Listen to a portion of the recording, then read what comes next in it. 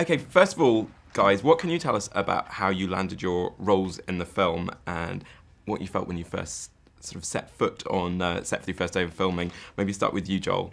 It was crazy. The first day on film was it was chilly, and it was just me and Elle acting that day. And the first day with these guys was really hot, and there was a lot of extras there, and it was a lot of fun. Yeah, and Ryan, how about you? And how did you land the roles when you hear about it? Yeah, so my agent, she sent me an audition. It was a nationwide search. I mean, it kind of went from there. I mean, it was about a process of 6 months. And, I mean, we just kept getting called back. And every time I saw these guys again, it was just exciting. Yeah, and Riley, how about yourself? Yeah, same for me. It was a nationwide search. And when we came to the callbacks, obviously, there was acting at the callbacks. But a lot of it was just us hanging out. Just they'd have like a little bit of time for us to hang out, and they had arcade games set up for us to play and everything. So I think a lot of it was just seeing which kids clicked together, and we all clicked right away. Mm-hmm. And I'm going to ask you a little bit about your characters and how they fit into the group. Joel, first of all, we meet Joe at quite a tragic time in his life, don't we? What's happened to him, and really how has that affected him? My character, Joe, he is, his mom just died, and his dad's a deputy for the town police department, and so he's trying to take care of the town, and he doesn't really know what to do with me, since my mom was the main character in my parenthood, so he wants to send me to baseball camp, but I want to stay and film a movie with these guys. And, Ryan, like Carey makes a very kind of convincing zombie, doesn't he? I think he's brilliant. How does he kind of fit into the group? Is he kind of the Joker of the pack, really, or? I mean, he's one of those kids you can go into a group and just like shine in your friends, because he's the person he's the guy who like wants to have fun in the group, and he'll act first and think later, and I mean, I'm a lot like my character, but I don't go crazy like on fireworks like that kid does. Okay, that's good to hear. Safety when it comes to fireworks is good.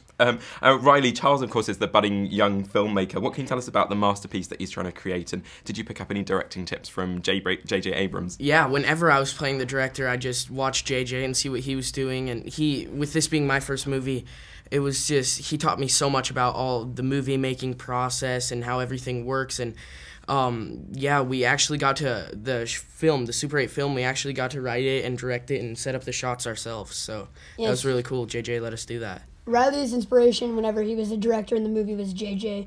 For me being the zombie, mine would have to be the crew who didn't sleep for weeks, and then you just like watch them and be like, okay, I can do that. And Joel, did you have any input into the Super 8 film that was being made, or any suggestions for JJ? Not really, actually. The scene that Gabe and I did in there was actually in Super 8 and in The Case, so JJ wrote that one. So The Case is the name of our movie. Oh, yes, of course. Yeah, you get to see it at the end, don't you? Yeah. So, people shouldn't miss the end credits, so don't walk out when the film finishes. Stay for the credits. Yeah.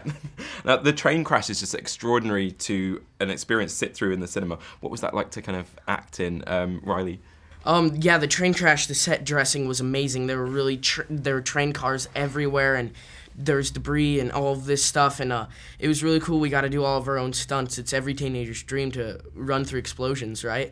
So, it was really cool, and they'd tell us to act scared, but we really didn't have to because there were explosions right next to you, which was really awesome. And Joel, what did you enjoy about the 70s when you were making the film, and what would you sort of miss about it if you got stuck in there somehow in the late 70s? I would probably miss I'd probably actually miss TV. Although I don't watch it often, it's a lot of fun when I get to. And I really loved the cars because they were so awesome back then. Not that they're not awesome today.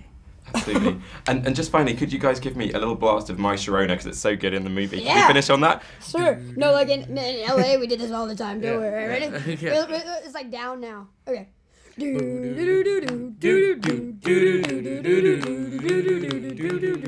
are you singing? I'm trying to follow you. Keep going.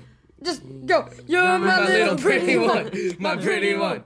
When you gonna give me some time, Sharona? Ooh, you make my motor run, my motor run. When you gonna get the line, Sharona? Never gonna stop, give it up. For the touch, you gotta always give it up. For the touch of the younger kind,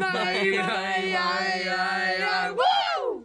My Sharona. I'm following you. You're the one who has that on your iPod every day. I don't have that on my iPod. Every day, just listen to it. I don't have it. You don't have it on your iPod? Mm-mm. You need to get it on, I think. Yeah. Joel Courtney, Riley Griffiths, and Ryan Lee. Thanks very much, guys. No problem. Thank you.